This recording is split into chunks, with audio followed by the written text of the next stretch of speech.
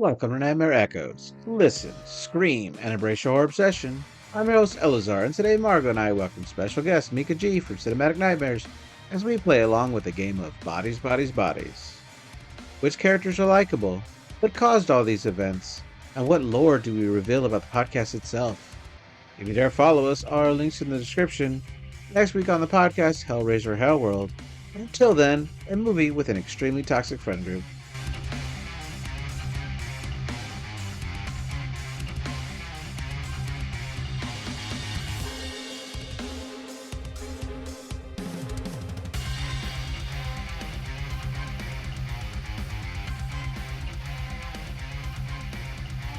Hello, everybody. Welcome to Nightmare Echoes. This is your host, Elazar. I'm joined again by co-host Margot. Margot, how's it going? Going good. All right. Also, we have a special guest star today, Meka G from Cinematic Nightmares. Meka, how's it going? Good. Everything's good. Yes. Awesome. And today we're covering Bodies, Bodies, Bodies, which originally came out in 2022. It's an hour and 34 minutes long. It's directed by Helena Regin. I might have said that wrong. Written by Sarah DeLapp and Kristen Ropinian. It stars Maria Bokalova as B. Does anybody know her from anything else other than this? No. I haven't seen her in anything else. Amandla, I know my wife loves her. She's Sophie. My wife loves her from Rue in the Hunger Games.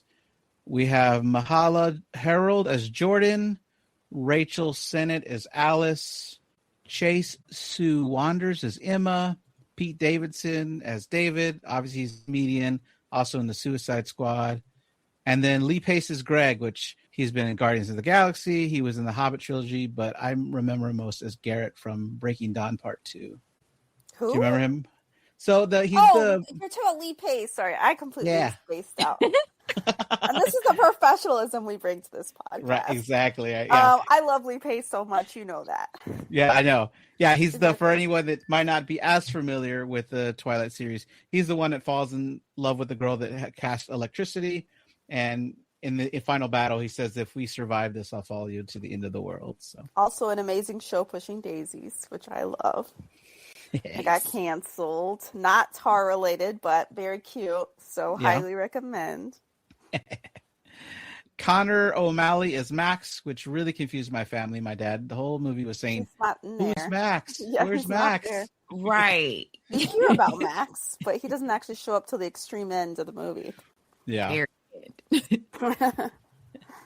I had a budget of $3 million and made about $14 million in the box office. Okay, so it made a profit. Yeah, but I could see why it made a profit based off of like how they sold it when it came to the marketing. Because the marketing, like the movie drew me in, the marketing did, and then I watched it and I was like, this ain't what y'all advertised. Well, what did you think that it was going to be versus what it was? I honestly thought that it was going, I mean, obviously it is kind of sort of a whodunit, but like it gave off like one of the people in this house is a killer. And so like the whole movie, you're like, okay, because based on the game that they're playing also. So you're like, oh, now somebody really is the killer. And then you watch the movie and you're like, what? Yeah. For sure. Yeah, it's like more, it seems like maybe it was going to be like a locked door whodunit, like Agatha Christie, but like with Gen Z, but no. During a hurricane party of all things. Right, exactly. Yeah, I have to say that I think a lot of the advertising too was that Pete Davidson was in it. Sure. But he did it that much. Now seems older than the rest of the cast. I don't know if he actually is, but it was kind of funny because they're all supposed to be like early 20s, I guess, except for Lee Pace, who plays like a 40-year-old. Right. But then he's like, I'm sorry, this dude is not in his early 20s. Maybe he was. Maybe he just lived a hard life. I don't know, but he seems. Well, that's what I'm saying. They did do a lot of substances. Oh yeah. So, that might have been the problem. Right. All right. Anyway. Yeah. Oh, wait. I want to just stop and say one more thing, which is Nightmare Echoes lore. which is that me and Elazar watched this movie a long time ago. I think you were actually at my house recording, and you had to like kill times. We're like, oh, let's watch Bodies, Bodies, Bodies. And then I refused to do it on the podcast. I kept saying, you said you didn't want to rewatch it. Well, because there's a lot of characters and I forgot what happened. And I was like, oh, I got to rewatch it. And I'm like, I don't want to rewatch it. And so I kept pushing it off and pushing it off. But finally, we have a guest, and you're like, okay, now we're doing Bodies, Bodies, Bodies. So you finally tricked me into watching it again. Right. I would say coerced me. Yeah, it was probably supposed to be somewhere around episode 40, and now it's going to be episode 123. So, yeah, way later. Worth the wait. Yeah, totally. So I'm going to do a quick character breakdown, and feel free to give your input on these characters, contradict what I say if what I say isn't how you feel about these characters. We got B, who's Sophie's girlfriend. She's never met the friend group, and she really serves as the audience's way to learn about the group for the first time. Yeah. Yeah, I agree. We have Sophie, who's the girlfriend of B. She's been cast out of her group, and it's not clear if she told the group she was coming, but it's definitely clear that she didn't tell them that B was coming. She's had a past drug problem, which landed her in a lot of trouble with her parents. We have Jordan, who throughout the movie, I feel like she's a pathological liar. She listens to Alice's podcast. Why do you think that? Okay, well, okay. Okay, we can get into it when it happens. No, I will. I'll talk about it, but that's why I said contradict me if you don't feel this way.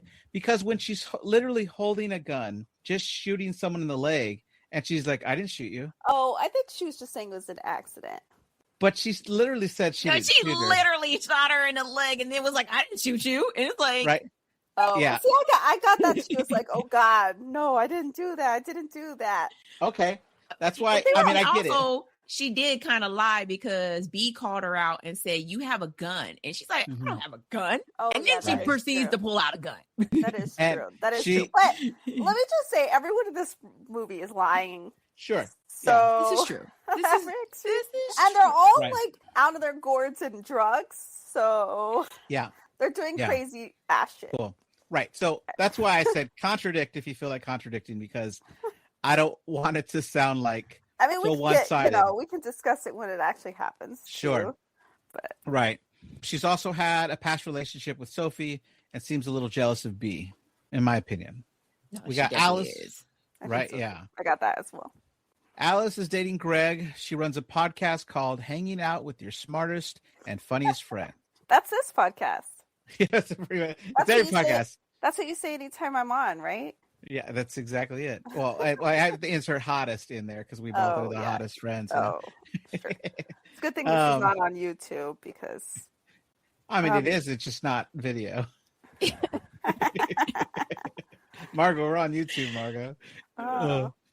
In my opinion, Alice doesn't really seem to think for herself. She switches sides in every argument to whatever the last person says. Yeah. Then we have Emma. Yeah. Okay. Alice was my fave. Yeah. Yeah. She's crazy. She's wild. She's so funny. We got Emma, who's David's girlfriend and an actress. She was once in a movie called Hedda Galber. She was accused of crying a lot and implies that she fake cries in arguments to get people on her side. David is Emma's boyfriend. He's the one that lives in the house. He does a lot of coke. He has a jealousy problem. I think everyone does a lot of coke. That's true. Well, yeah, so does Alice. Yeah. According to Sophie, they're enablers. Yeah. Maybe so. He can't seem to handle that Greg is hotter than him and describes himself as he looks like he fucks. So you just want to be the more handsome, older guy in the house. It's funny is what I hear. Pete Davidson, he gets all these super hot ladies. So that was a funny line. And he's like interesting looking. I don't know how you felt, Mika, but I'm just like, he's not hot in my opinion. He's like, I guess the best way to explain him is like, if it depends on what he's doing. So like some things he do, you're like, oh my God, Pete Davidson's really like, he kind of cute. But then you'll look at him again and you be like, not so much. So like in this movie, he was kind of cute, but not cute. Like at the same time. Well, he's, in my opinion, not Lee Pace level. Come on. Oh no. Yeah. So I thought that was a funny thing because like in Pete Davidson's real life, they're right. He gets some real hot ladies somehow. Didn't he get a Kardashian? He's Yes. like him at one point, right? Yes. Yeah. I have a theory about it, which is I think he's just super chill about everything. I usually like these like high strung, like always got to be on kind of ladies. Like they want to look perfect all the time, and I bet he's just cool with everything. Like sure. Whatever, la la la. And so it feels good to not have to be judged. That's my theory on Pete Davidson. But maybe he's just a skilled lover. And that's a PG way, PG-13 way of saying that. Maybe that's it. Like he said in the movie. Yeah, exactly. And then we have Max, who we've already said doesn't really show up to the end, but he's a friend that's missing. He's kind of a red herring to maybe who did it because no one could find him or know where he is. Before the events of the movie, he got in an argument with David and punched David in the face because he said that he was in love with David's girlfriend, Emma. This friend group is like... This is a toxic. So toxic. Yeah. Everybody's in love with somebody, like, or somebody's an ex. Like, like even when Sophie and I think it was Emma, when they kissed, I was like, wait a minute. And she was like, isn't this what you wanted? And I was like... Yeah, what is happening? That's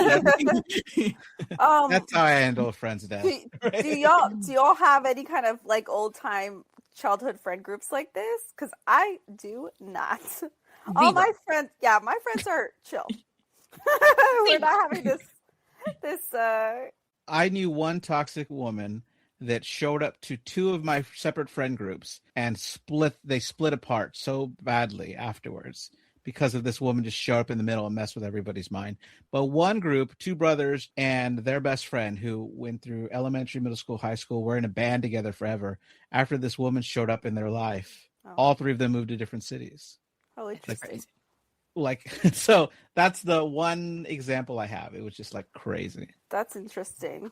Yeah, I've never been in a friend group where like the friends date each other. Like we all got like our separate people outside of the friend group. I could never be in a friend group where I was like, oh, I used to date him. And then he brings somebody new. And then I'm like, then I got to spend the rest of the trip in my feelings because I'm like, yes, exactly. You're my ex. No. Yeah. I guess they're high school friends, but still no. I've like cut out. Everyone cut out. Right. For Sophie to show up knowing that her friends do what they do, and she's supposed to be, sober at this point, right? To a birthday party, she can't leave. Right. I mean, right. And then but then you didn't even tell the friend group. You claim you told the friend group that you were coming in the group chat, but then you just popped up, and now you done made everything awkward because your ex is also here, and then you brought your new booty. So weird. Yeah, that's crazy. So I'll go through the plot, and we'll just go on whatever tangents we go on. So the movie starts with B and Sophie making out, where B has to go pee. Afterwards, Sophie declares her love for B, but B does not say it back. And it's probably because they haven't been dating that long. Well, they've been dating for 6 weeks, I think. Yeah. I mean, that's like teenage love. Yeah. I don't know. I guess it depends on how much you're spending time with each other. Like every day, maybe. If not, no. Probably not. They do say love doesn't have a limit. Yeah. I don't know. Does she really love her? Unclear. Yeah, I don't know. Know a lot about each other's lives. So I love it. Also, I was so confused of what was happening. It seems like they were stopping to have sex with each other, but I guess she just needed to pee? Why are they both getting out of the car for her to pee? I don't understand what was happening. I don't know either, yeah. Whatever. Well, I guess it's just establishing that they're in a relationship, and one of them... You could establish that in the car. Yeah. You're so right. It was weird. I don't know. Reach over and grab her hand while you're driving. Like, what are we doing? You know what? You're so Let true. me not. Well, I know that the Confessions of Love really hit me when we stop on a road trip and I need a pee. So that's what I really need to pee. That's my love. That really makes me love somebody when they really need a pee, and I'm like, wait. But I love you, right? That's a universal. while we're laying in the grass. Yeah. I'm gonna take some. Whatever. Yeah. That's funny. So they do get back in the car, and they're looking at the social media. Bee's looking at the friend group, and Sophie's defending her friends, saying that they're not that bad. She does say that she used to date David in preschool before she realized she was gay, and the song they're listening to keeps saying, "I feel daddy as fuck." I really like the song I've never heard soundtrack. before. I do too. Soundtrack. Yeah. What y'all think? I thought it was really fun, and I liked even the instrumental part where it was like supposed to The be, eerie like, music, stressful or whatever. Yeah. Supposed to and heighten the scene. In the commentary, the director said that she went to the cast for recommendations on what songs would feel appropriate for their friend group. Because the director was like, "I'm too old to pick these songs. You guys pick these songs." Like, I mean, Pete Davidson is also too old to pick those songs. So yeah, that's what I'm saying. When they arrive at the house, Sophie stays in the car for a little bit longer, saying she forgot something. She grabs some bread that she baked for the group, and she uses the mirror to check to make sure she looks okay. She doesn't close it and leaves the lights on, which is going to be a big deal later. Who brings the zucchini bread to a meetup? Me? It depends. It depends on the rules of the party. That's what I'm asking you all. Like, she obviously didn't understand what was going on. Like, does she think I would be? So, have we discussed this in a previous movie? Maybe not. How I would get so mad at my significant other for not telling me what was going to happen. Exactly. She obviously doesn't understand. She thinks they're going to like a nice friend group. She brings zucchini bread. Like, that's not what's going on. Right. She obviously doesn't know what the drama is going to happen. I mean, I retract what I said. I retract what I said. I don't know. But I'm just because like, I feel like if she had known, weird. I feel like she had known about what was about to happen, what it really was about to happen, she wouldn't have baked zucchini bread. She would have like brought something else. She'd have brought like a bottle of wine or something. Yeah, exactly. Something. I don't know. I retract my statement. But I don't know. Maybe this is just to show that she's just like completely on the outside, does not know what's happening, does not fit in. I don't know. Innocent.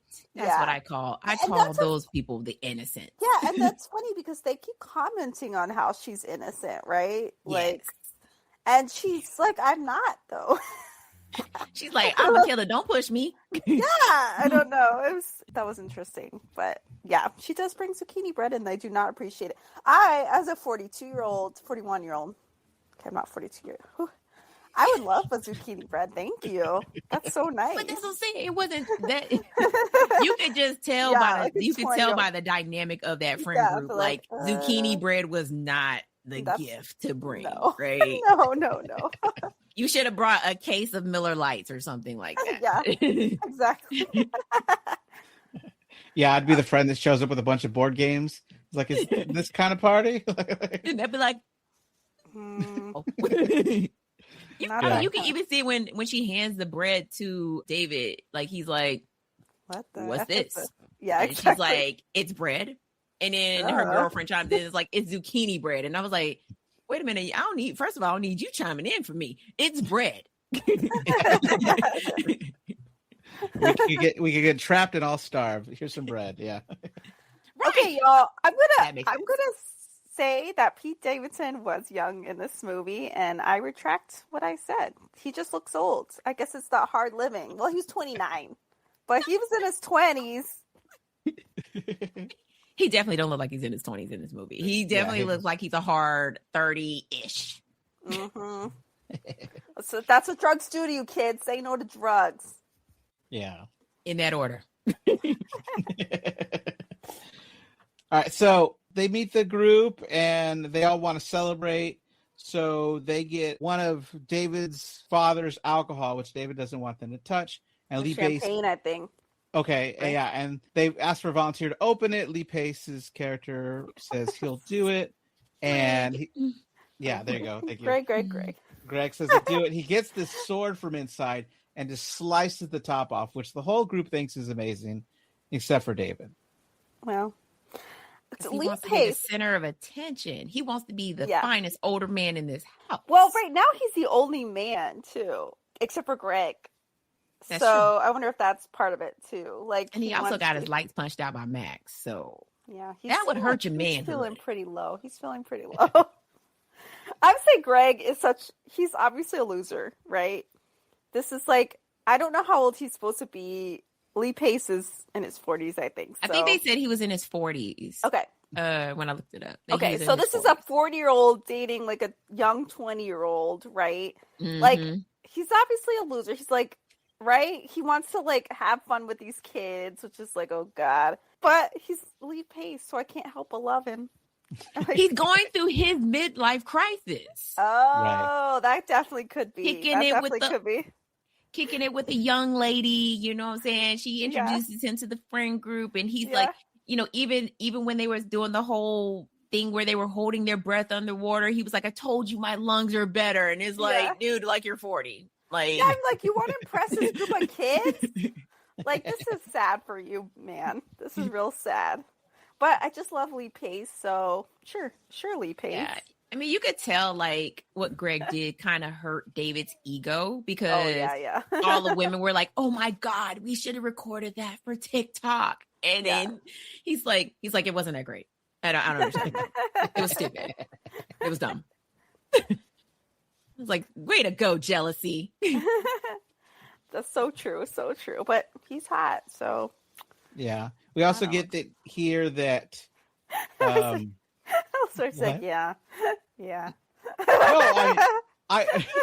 no, it's hard to comment, right? Because I can see the appeal of like, yes, I do agree he's hot. Like, but you know, if he has the body that he has, he can get someone that young and attractive. It's not that he can't. It's why are you? Right. Well, and I get it, but then once I think the idea sounds nice until you're hanging out with this group of people. Exactly. You don't get it at all. This is like this whole movie. I mean, not the whole movie, but it's a real warning. Like a warning. Don't date 20-year-olds, young 20-year-olds, because you're gonna get something's bad's gonna happen to you.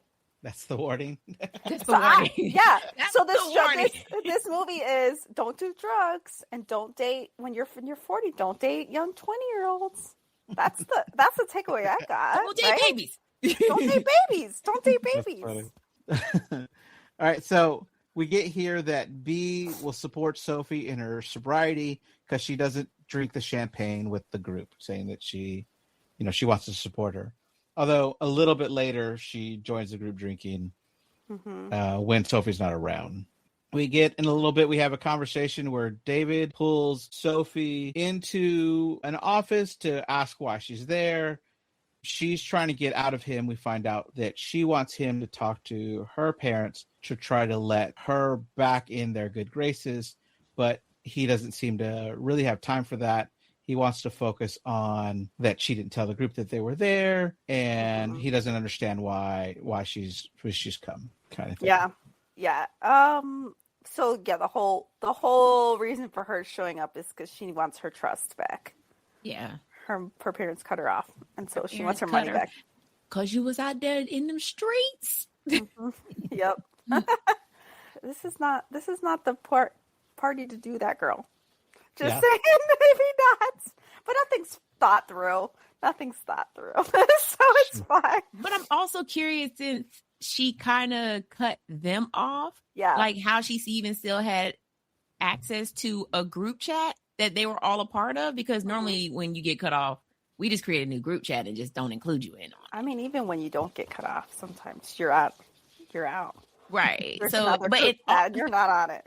Right, but it also can't fault Sophie for cutting them off, because yes, she did go to rehab, but then they're like, well, we had to carry you to rehab. You went kicking and screaming, but y'all are the reason I'm in rehab. Yeah, right. I mean, it's so hard. It would be so hard. I mean, I'm not an addict, but it would be so hard if you are all doing drugs, right? But you're the only one who's like have the addictive personality or whatever to get hooked on the drugs. You can't be around the people who are still doing the drugs. Exactly. So they said she cut her off, but like, if this is what happens every time they hang out, I completely understand why she can't hang out with them. Totally agree. Right? I just have to say though, It is a huge red flag. If I was B, it would be a huge red flag to find out that David is her best friend. Yeah. Yikes. That's not good. That means you don't have any good friends, girl. Because sorry, Elazar, but a straight guy is your best friend. That's not a good friend. Sorry, Elazar. And second, he's not a good friend. I mean, technically they dated in kindergarten, so that's her ex. Okay. I don't know why I consider that way. Well, yeah. I mean, I'm just like, why is this your best friend? Just because you grew up together? I guess that's an oldest friend, right? We have friends that we were like friends with as kids, I guess. But no. Yeah, and I guess because they also grew up in like the same dynamic. They both grew up super rich. So that would just automatically like make them friends. And then obviously they just stayed friends. And then I'm pretty sure David was out there trying to be a playboy the whole time. And then Sophie was like, well, I don't like boys anymore. It's probably after she dated David in kindergarten. Yeah, she's like, no more. I don't like boys anymore. No more. Boys are stupid. Well, could that change though, your stance though? Since she's not into boys, her best friend could be a boy? No, boys are horrible friends. Straight guys are horrible friends. Sorry, I'm generalizing, and maybe not all straight guys are horrible friends. Okay, wow, okay. I don't know. I just know that every straight guy I've ever talked to knows nothing about their friends. You ask follow-up questions, and they're like, I don't know. Like, hey, like, oh, you hung out with your best friend or whatever. Oh yeah. They're getting divorced. Why are they getting divorced? I don't know. That's not my business. Exactly. They're like talking sports or whatever. So like, I'm like, in my defense, one of my best friends is a guy, and he's straight, but I have to talk him off a ledge almost all the time, because especially when it comes to other women, I just don't understand what's going on. And I have to explain as a woman, like, this is what's happening. And then he doesn't believe me, and because we're friends, and he's like, oh, you're just taking her side. And I'm like, dude, I'm talking from a woman's experience. Like, but in the case of B and David, B is a lesbian. So she would totally have a male best friend that would be straight, because then she becomes the wingman. Right. That's what I was thinking. That's what I was thinking. Okay. Sure. All right. I don't feel like I need to defend myself. I know my friends well enough. So in this conversation, we also get that David thinks that Greg was in the army and was stationed in Afghanistan. This is the funniest reveal. Yeah, we'll get there. They called him G.I. Joe. G.I. Joe. She calls him G.I. Joe. Yeah. Then we have some more scenes where Bee's walking around. She films a TikTok with them dancing. She asks for the Wi-Fi password because her phone can't get service there. She wants to call her mother. We do see that she eats a lot of cake, and they wait till she finishes the cake to tell her that cake has a lot of weed in it. So she's she eating so much cake. Herself. Yeah. We get to a scene where they're all dancing. The couples are all kind of dancing, making out. David bites Emma on the lip twice for some reason. Bee's dancing with Greg, which bothers Alice. Jordan seems to have a problem with Bee even being there. Jordan asks Bee about her history, and Bee says that she went to Utah State, which she never said she graduated from Utah State. Yeah, I but guess she specifically didn't lie. She said she went to Utah. Right, yeah. And then after all this partying, someone brings up the idea of playing Bodies, which as a kid playing it, we called it Mafia. I've also heard it called Werewolf. Mafia. Yeah, we called it Werewolf. Yeah. But I think when I was a kid, we also played Mafia. Yeah. But same difference. Yeah, same difference. Yeah, except for like when we played it, it was around like a campfire. No one left. You just close your eyes between rounds. And someone ran the game and would mediate, like, okay, all right, Mafia person, point who you're going to kill, that kind of stuff. But they have a mansion where they're having this hurricane party. Kind of like hide and seek, too, I guess. Right. The way they're playing it. They have all this space to run around in. So yeah, it's different. The other difference in the way they play the game is that they take a shot between every round and also take turns slapping each other. Yeah, what you're not gonna do is put your hand on my face. Exactly. I would be out. I'll fight everybody. I'll fight everybody. Slapping happened, I'd be like, never mind, I'm good. I'm out. Like, what's the purpose? What is the purpose of the slapping of the face before we play this game in the dark? I don't understand what they were doing. They're just getting themselves riled, I guess. I don't know why they're doing it. If I was B and I saw the first slap, I'd have been like, so I'm not playing. Yeah, exactly. I'll watch. I'll watch. If I was playing this game, I'd be like, please immediately kill me. I'd love to just lay down on the floor the rest of the night. But it wasn't like light taps. They was literally reaching back to Wakanda and slapping the fire out of people's cheeks. I was like, no. In fact, B kind of gives David like a nice light slap, and he's like, no. He's like, man, what was that? You should slap me harder. And I'm like, exactly. I'm like, no, you got off with a nice taparoo. Right. And also that was Greg's first time also playing the game as well too. Yeah. And so for him to sit there and then let David punch him square in the jaw, I'm like, bruh, no. Yeah. Game over. I'm not doing this. No. Yeah, he plays it off well. He like gets up, doesn't hit him back. Greg is such a good sport. Yeah. I mean, Greg better than me. Yeah. He's always like, all right. I don't know. Maybe when he he's gets also up, on a lot of drugs. I don't know what's going on with Greg, but he's just like, okay. Yeah, when he gets up and he's towering over David because he's way bigger than David. Yeah. It looks to me like David both is afraid he's going to hit him, but also at the same time wants him to hit him. Yeah. Which is crazy. So I can show off my manliness. Yeah, exactly. Well, he is also, as he said, coked up. Or play the victim. Who knows? Yeah, maybe he wants him to punch him so he can say, See, I told you he's crazy. Yeah, exactly. Afghanistan veteran. And then we found out. Maybe not.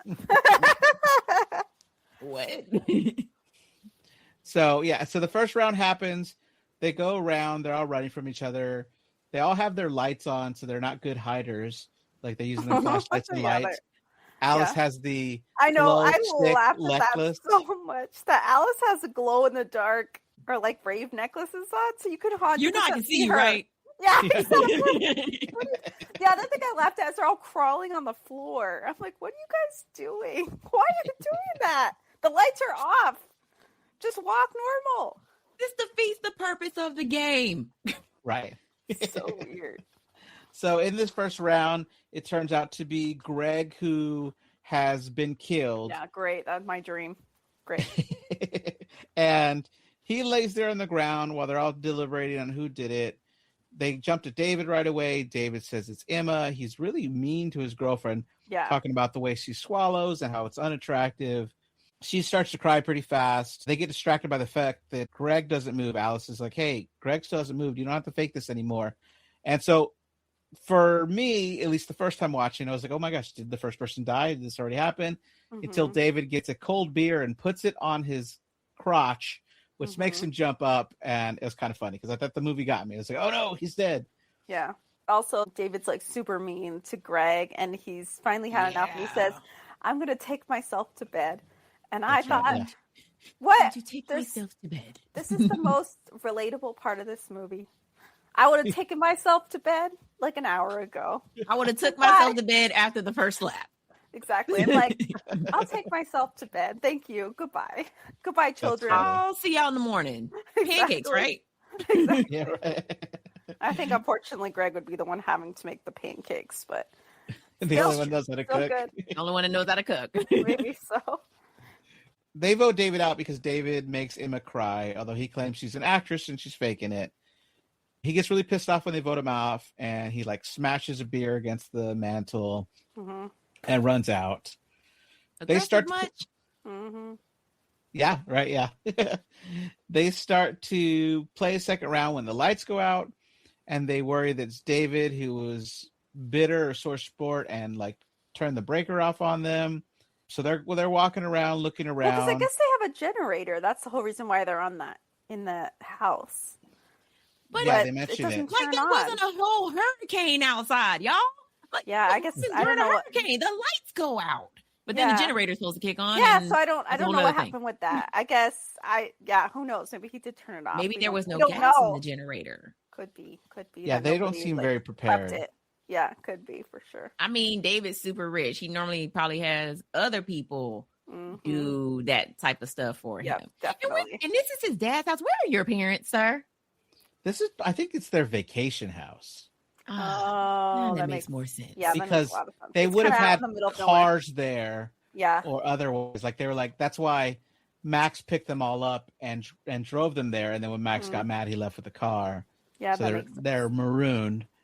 But that's my thing. Because they also don't have the dog there. They have this big, massive doggy door that they find. Oh yeah, that's right. Is for a big dog.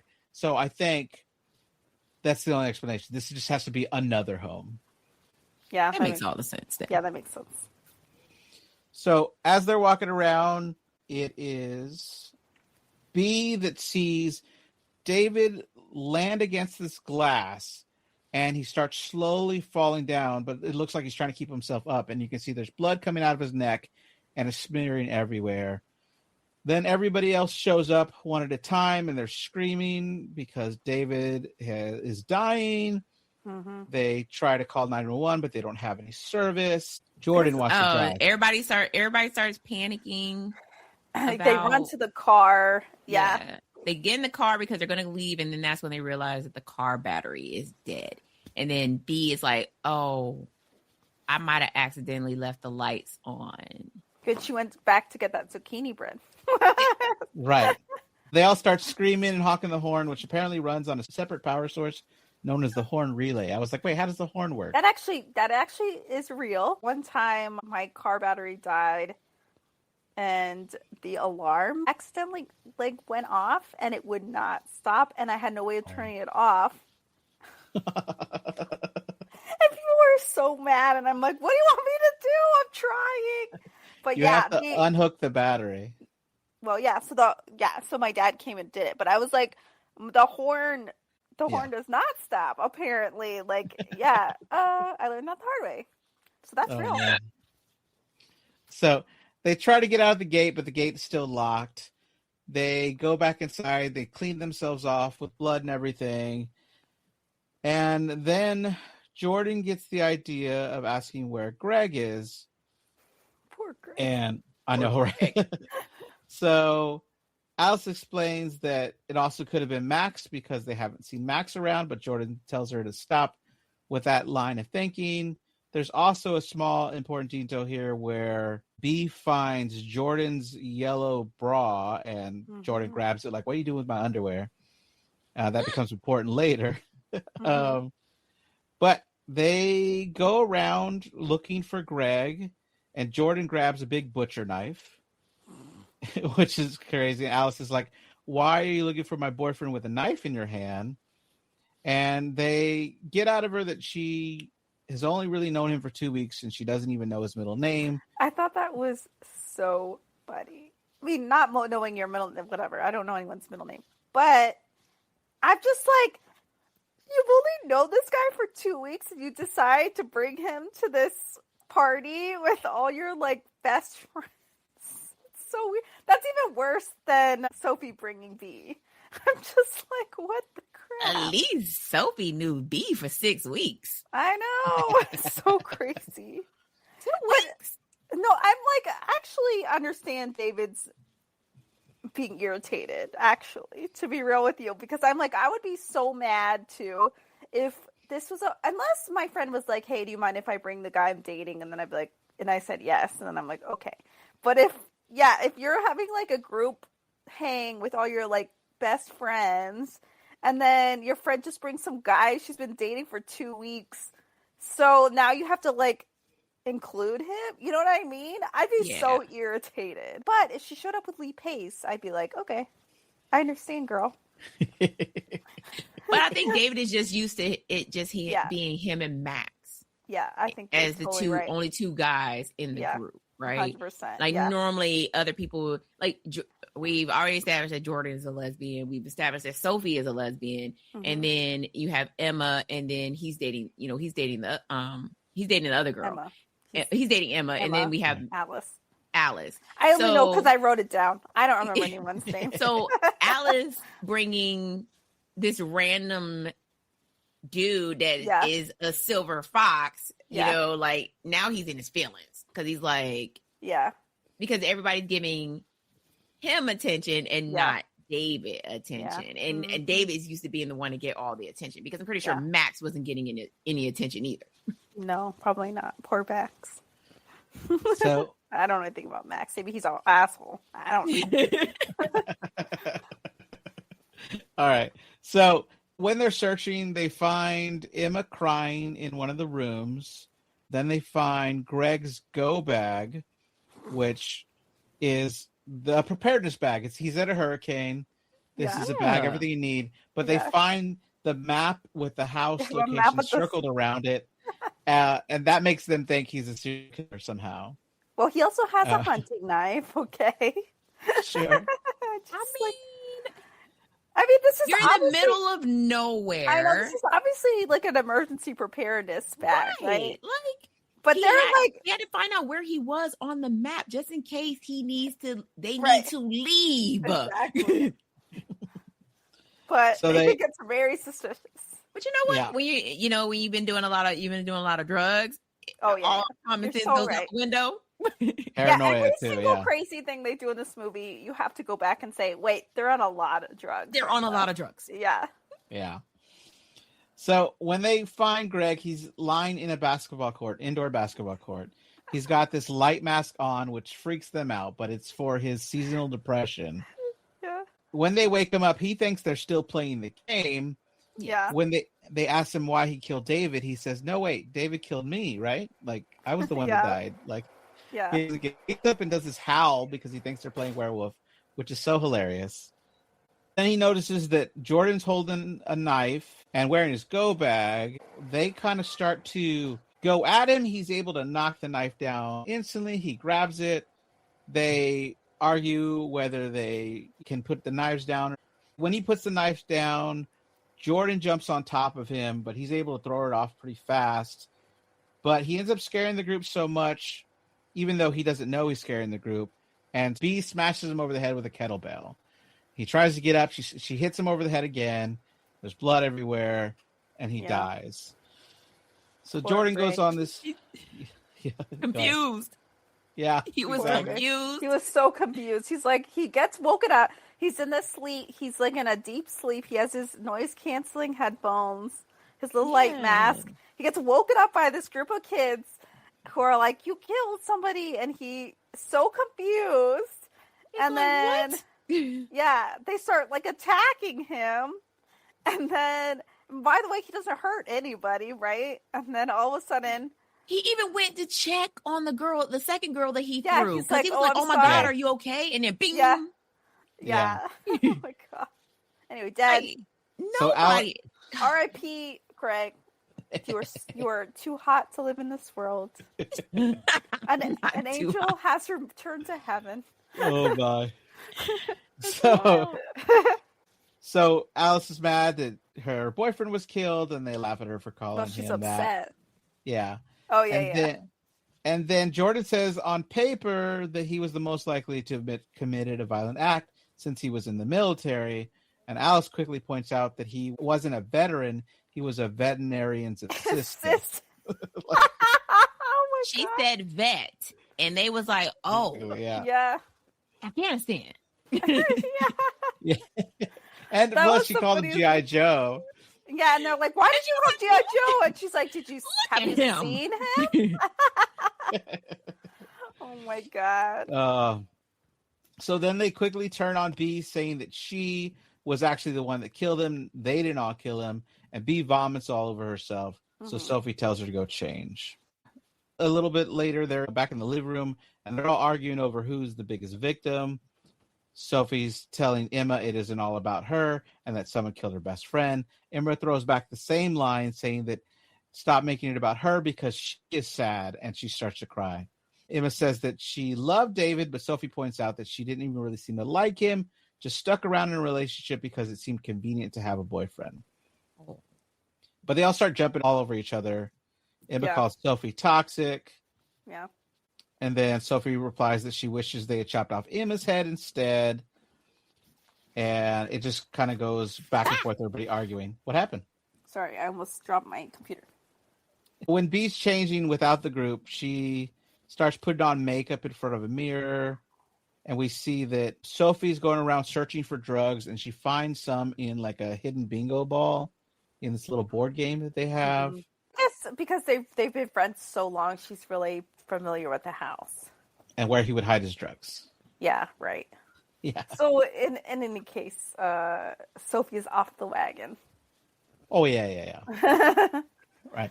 She finds Emma, who's still crying, and as an apology, she gives her some pills. Mm-hmm. This is where one of you said it earlier. Emma starts making out with Sophie, who's like, "What are you doing?" And she's like, "I thought that's what you wanted." And she's like, "Oh, yeah, when my friend dies, that's exactly what I'm looking for." But like sarcastically. Mm-hmm. So Emma leaves crying again. Well, I think she gave her the pills after she did that as like a consolation. Like, she's like, "Here. Like, you want be these gone. Pills? Okay, bye." Yeah, sure. I love these pills. Thanks. Alice is walking around looking for Bee, and Jordan is looking for Emma. Alice hears a big thud and thinks about turning back, but decides to run towards the sound.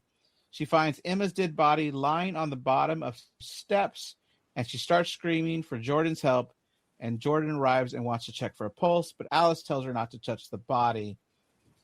And Bee shows up and looks like she wants to vomit again.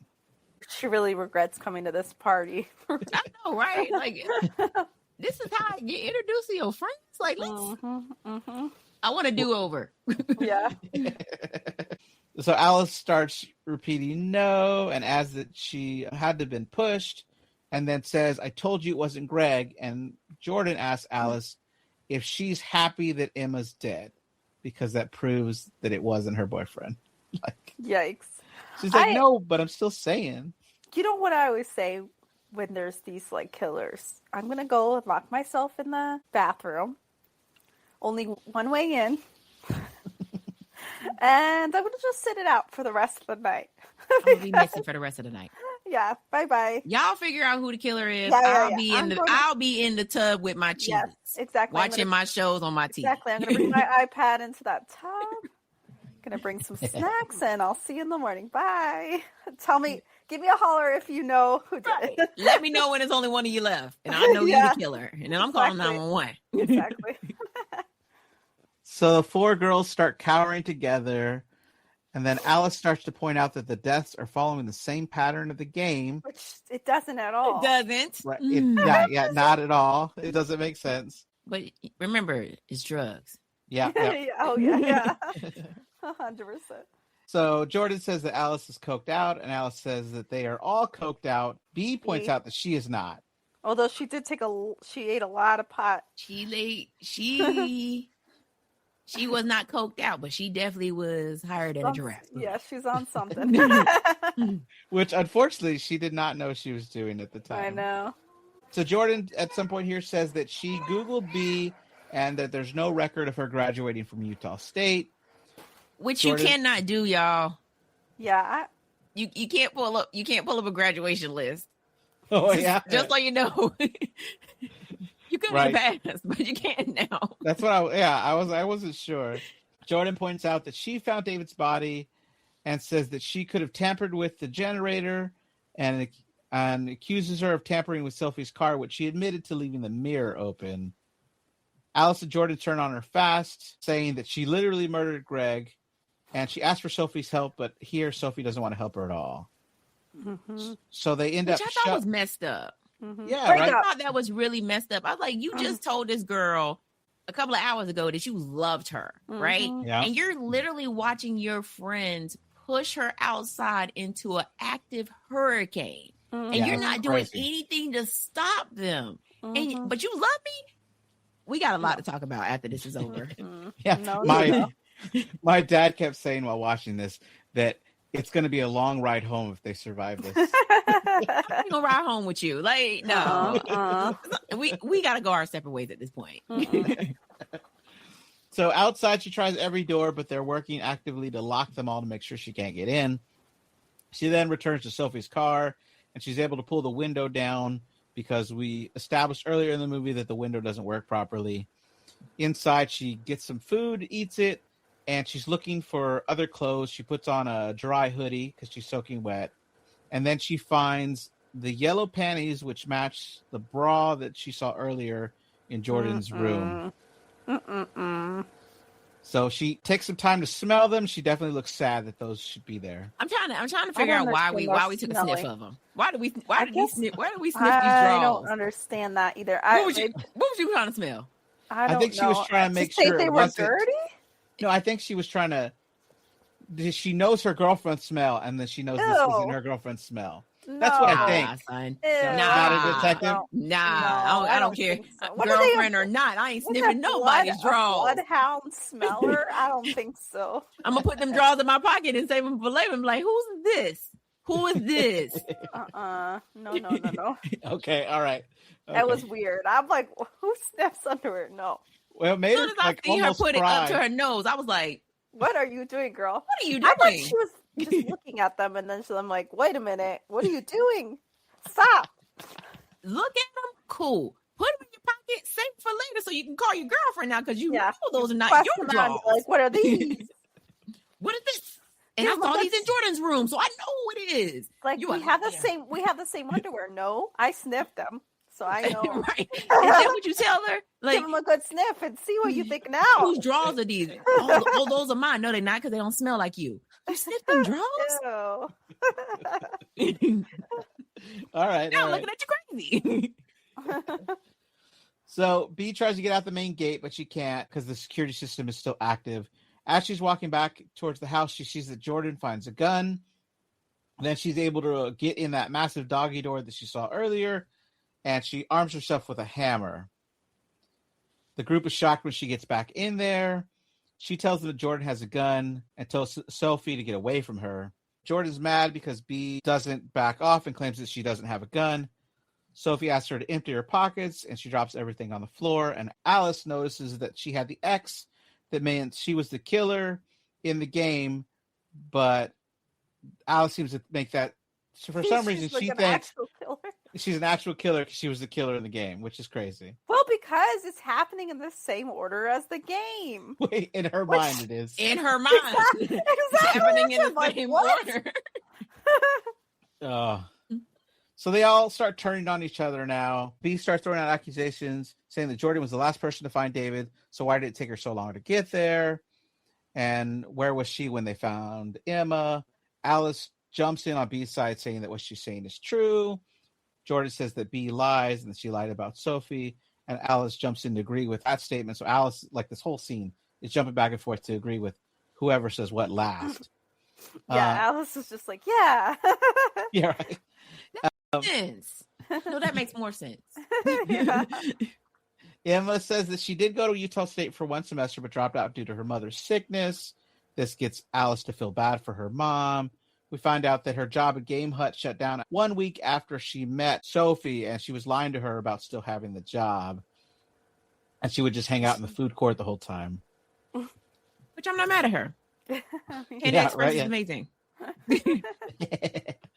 Sophie hugs B, and Jordan gets pissed and pulls the gun out of the couch.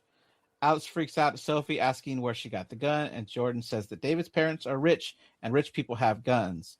Sophie says that her parents are rich too, but that doesn't mean.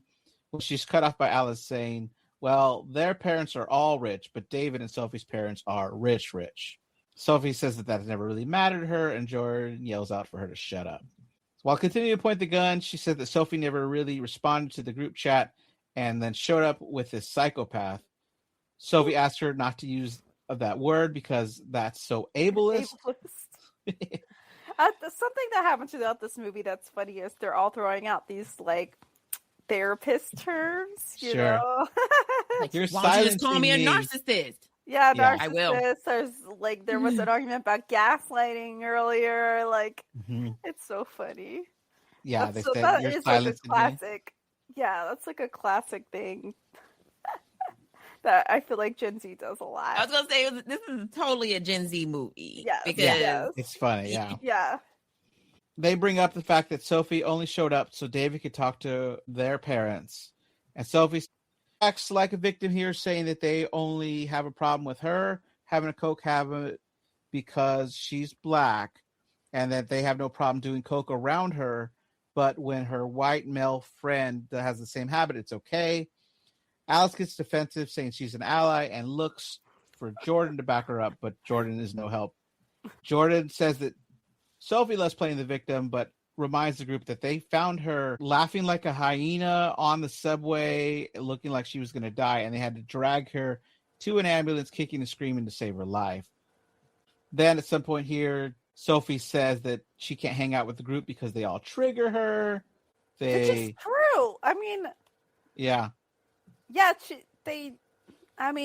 okay. So I'm on half a mind about this. So one, I'm like, you know that your friend is an addict, yet you're going to do all these drugs in front of her. On the other hand, you have this party that you've already planned, and she wasn't even supposed to come to it. I guess I'd be irritated. I guess she's on that stupid group chat. Why is she? Oh yeah, that's right. I forgot. They didn't create a new group chat. Why is she on the group chat? That I don't understand. But yeah, then she just shows up. I guess I would be irritated to change my plans. Like, I don't know. It's hard for me to say because I don't do any drugs. I don't even drink. So I'm like, why? I don't know. But I can see if your idea was to like do drugs and drink a lot, and then your friend shows up, you'd be like, I'm still doing it. That's her problem, not mine. But, I mean, it goes back to what they said earlier. She showed up because she wanted to talk to David. And, then, you know, David peeped it. He was like, I know why you're here. I know exactly why you're here. You know what I'm saying? He's like, you know, you trying to get your money back. And she's just like, no, I just want to kick it with my friend. And he's like, okay, sure. So, but I wouldn't. Yeah, they're not good to hang out with, though. Yes, that's true. I mean, you could have called David on the phone and had that conversation versus showing up to a hurricane party that you knew you was going to be trapped in the same room, same building with these people who do nothing but drugs. So it kind of sound like you wanted to fall off the wagon a little bit. Maybe the part that makes me laugh the most in the scene is where Sophie says to Alice that Jordan listens to her podcast. And she like rolls her eyes every time. Jordan rolls her eyes every time she mentions the podcast. Yeah. And he's like, what's your podcast about? Yeah. And so when she's telling her about it, Jordan rolls her eyes again. And I just found that so hilarious. And she also huffs. She's like, did you just huff? And I was like, yeah, did you? That's like how it is. Listens to your podcast. That's how it is. I wish my family members and friends would hate listening to podcasts. That'd be great. Right. That's listeners. We'd have any support is still support. I'll take it. Exactly. And I love the rant she goes on. Alice goes on about the podcast. She's like, you have to organize guests. Yeah. You have to do it. Oh my God. I thought about that because I'm like, that's all Elazar. That's not me. I just I get it. Right. I relate to this so much. It's totally me. I was like, I sympathize with Alice because I go through all of that. You have to organize guests and sit on Google Calendar. Like, there's a lot that goes into this, and I'm like, she's right. Yeah, I love it. Alice says that no one really likes Jordan, and that all the times that Jordan cries to her asking if no one really likes her because she's mean.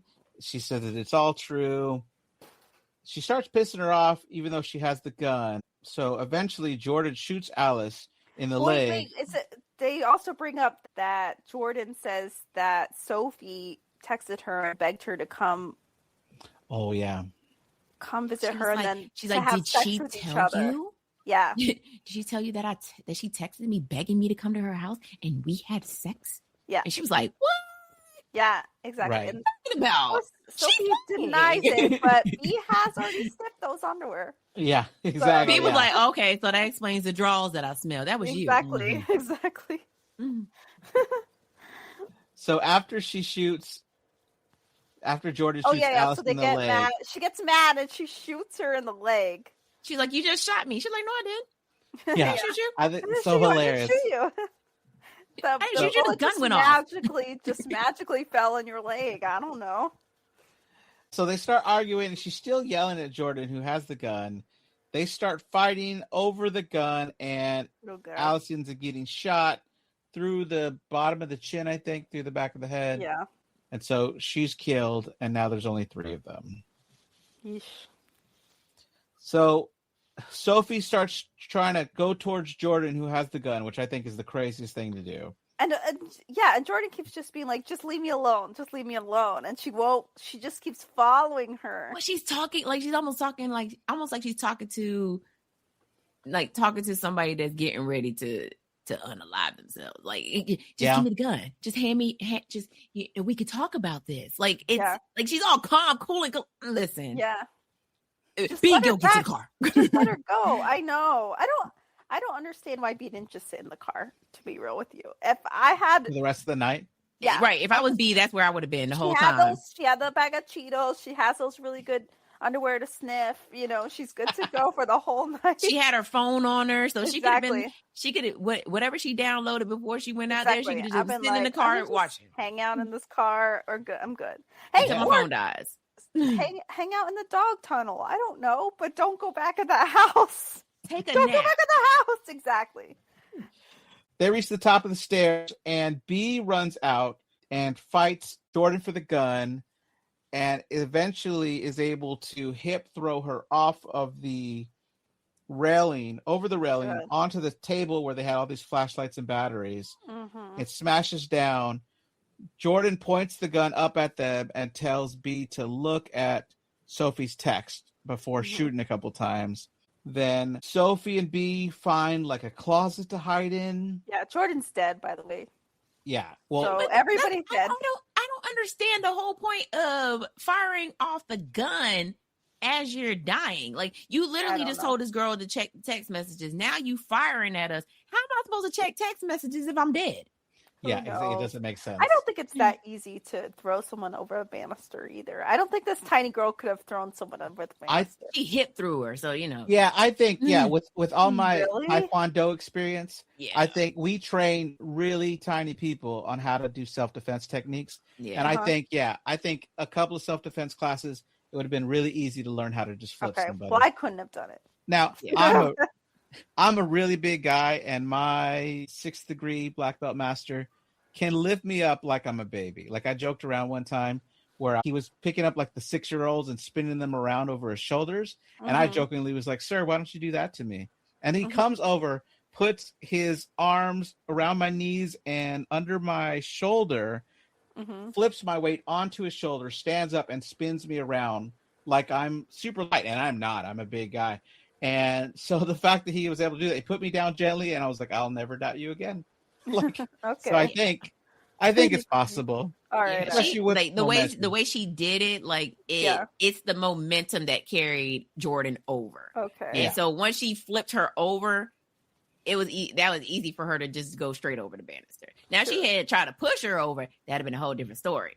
Okay. She wouldn't have been able to do that because at least Jordan would have caught on to something and just been hanging from there for a minute. But she flipped her. She flipped her over that. So in the closet, they are talking about if either of them killed David. They both deny it. They're both like, it's okay if you tell me the truth. Yeah. I think she asks Sophie if she really was with Jordan, and she says no. See, this is the perfect time to reach in your pocket and pull out the drawers that you found in the car. I know. She didn't take them. She just sniffed them. So. And mush her in the face. Yeah, be like, what's this then? What's this? Exactly. So where'd you find them in the car?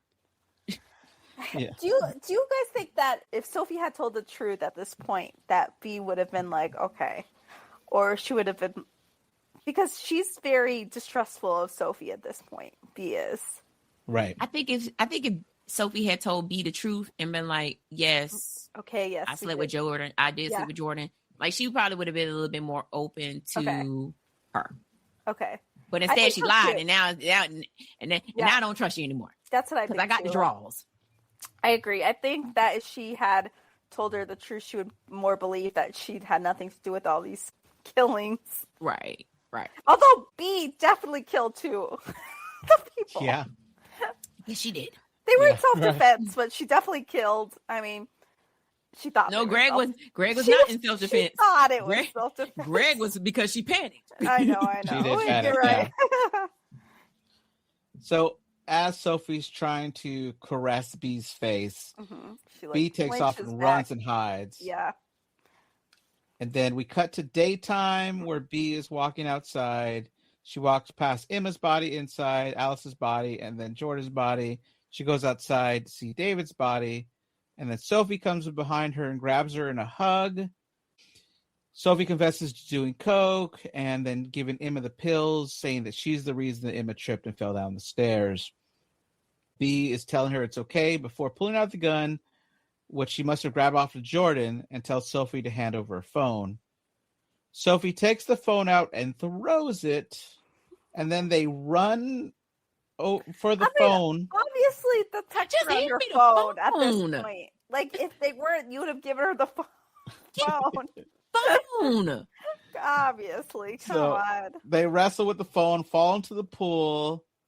They get out of the pool. They're still fighting over the phone, and that's when they realize, like, hey, that's not my phone. Bee uses David's face, opens his eyes to unlock the phone. Yeah. And this is the crazy reveal where they see that David was filming a TikTok video to the song Bored in the House. Right. And he's trying to do the trick that Greg did where he's opening the champagne bottle with the sword. But at first he's doing it away from himself, but then he does it towards himself. And on the second one, cuts his own neck, drops the sword, and the phone captures that he accidentally unalived himself. Yeah. And so the whole movie is all a big giant misunderstanding. Mm-hmm. This is when Max shows up, not understanding what happened, and all B can say is, I have service, because the internet comes back on. The end! So, nobody killed any... I mean, well, people killed people died for no reason. Exactly! Yeah. Because the whole movie. David unalived himself. He's doing something stupid. Doing something stupid. Exactly. Right. Oh, Bee's paranoia had her kill Greg. Emma fell down the stairs on her own. Yeah. Jordan shot Alice and killed her. Bee tossed Jordan over the railing for the gun, and she fell to her death. Yeah. Don't do drugs. Right. Bottom line, kids. So I definitely run into two different groups of people. One that thinks this ending is hilarious, and people think that this ending is stupid. And I feel like it was a big April Fool's joke of where this lines up. And I know Margot and I always do a Twilight movie for April Fool's because that's kind of funny to do Twilight movie on the horror podcast. But this episode will air 1 week after the Twilight episode as a second April Fool's joke for this one, because I feel like it's not really a horror movie in the end. Like, it feels like it is the whole movie until the very end. You're like, oh, wait, it's a joke. Again, marketing was top tier for this movie. Then you watch it and you're like, I'm going to need a refund.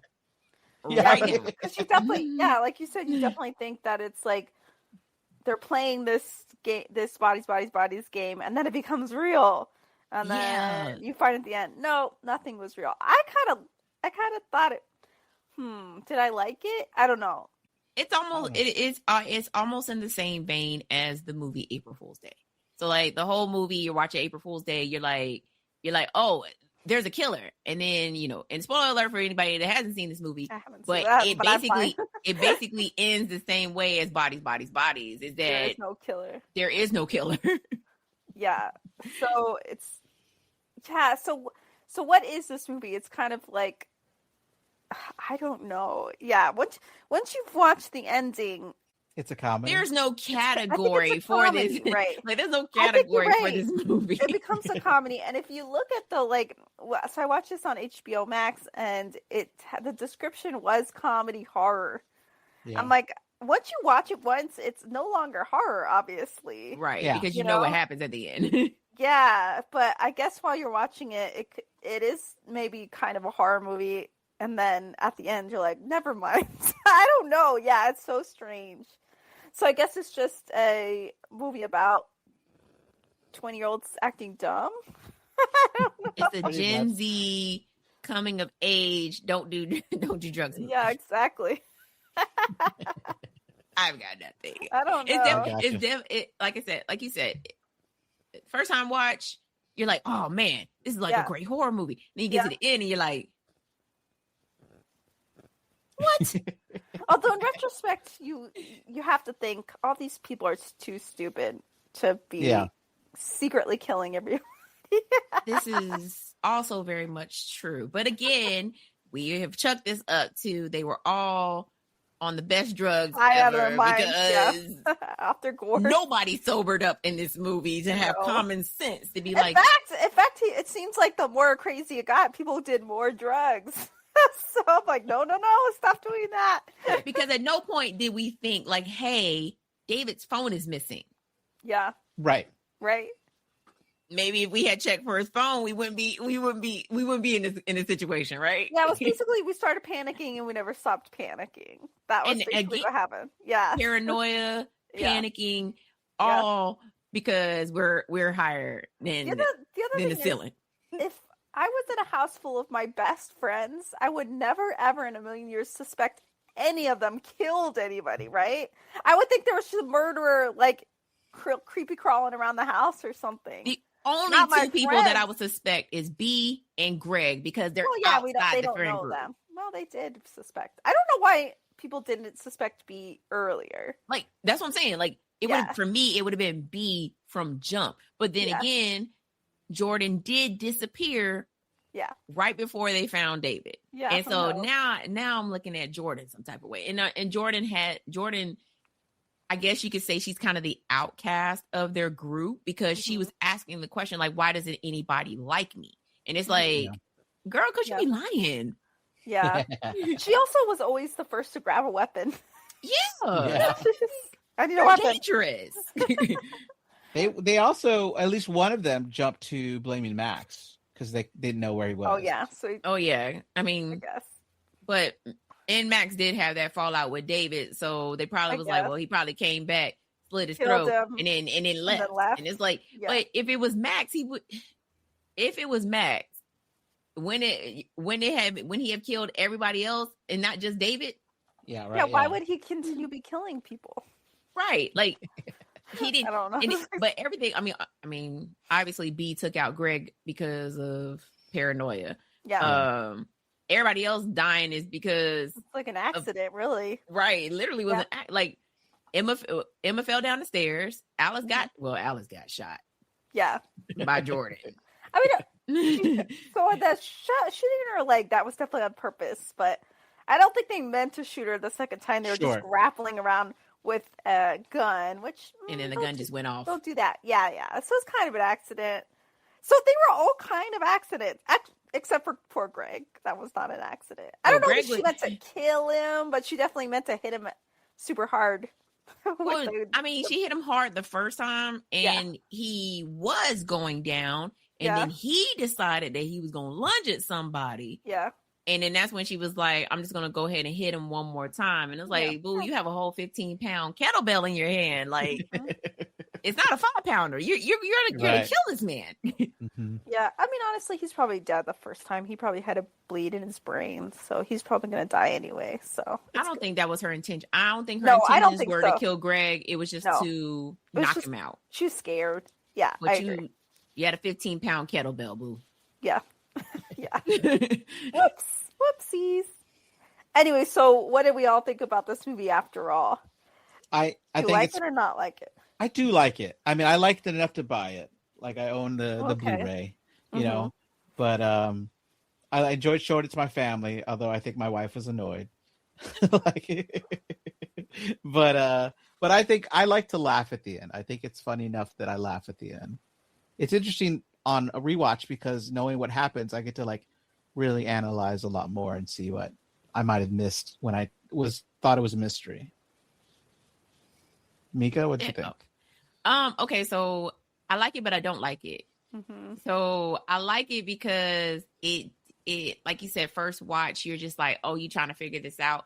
But then I don't like it because then when you rewatch it and you already know what happens, now you're just watching a whole bunch of people screaming and yelling and accusing each other the whole time, and it's just like bro, like have some common sense, y'all. Like y'all need to sit down in one area and figure out, like, first of all, where is Greg? Let's go find Greg, and then like we all need to be sitting down with each other and trying to figure out what happened to David. No, it immediately went left real fast to the point where they were just like blaming each other for no reason at all. So why are y'all even friends at this point? But would I rewatch it again? Yes, of course I would, because it, like, now I'm just laughing at y'all the whole time. Right. Yeah. Margot? I did like it the first time. I had to say the second rewatch, I was extremely frustrated because everyone was acting so stupid. I was like, guys, just please take a breather. Everyone go take a shower or something. I don't know. Like, you need to calm down. But, you know, I do see that the first time watch might be more of like a slasher movie. The second one is just straight up a comedy. Right. But I liked it. Again, I really liked the soundtrack. I thought the acting was really fun. I love Lee Pace. I've said it so many times. But it's a frustrating movie because they're acting so stupid, so dumb. I'm like, right. Oh my God, children, stop, please. Calm down.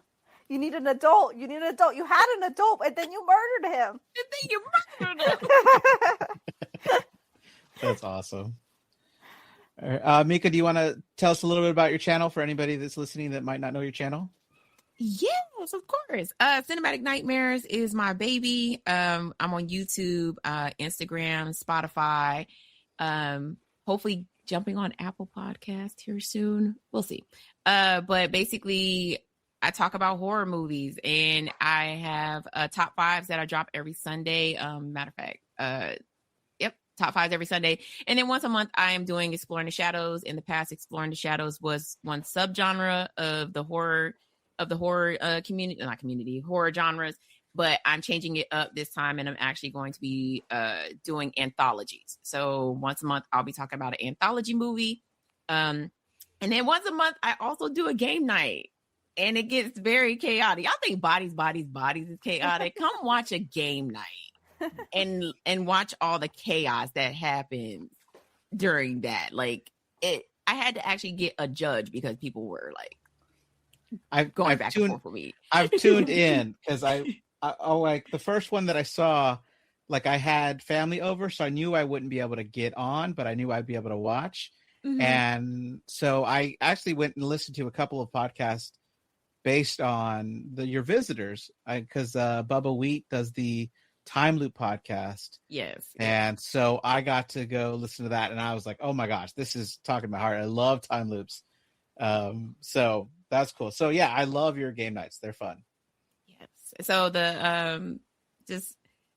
it's pretty much just that. Like, and then I do sometimes have like indie horror film directors and actors and actresses that come on and talk about their films. And I've also had 2 people that actually have horror film festivals as well too come on and talk about those. So yeah, check me out. I'm on, like I said, I'm on Instagram, on YouTube, Cinematic Nightmares Podcast, both under the same tagline. Cool. All right. Thank you. Awesome. All right. Well, thank you everybody for listening. This has been Nightmare Echoes. We have new episodes every Monday. Next week on the podcast is Hellraiser Hellworld. So hopefully we see you then. Bye. Bye. You can say bye. Thank you. All right.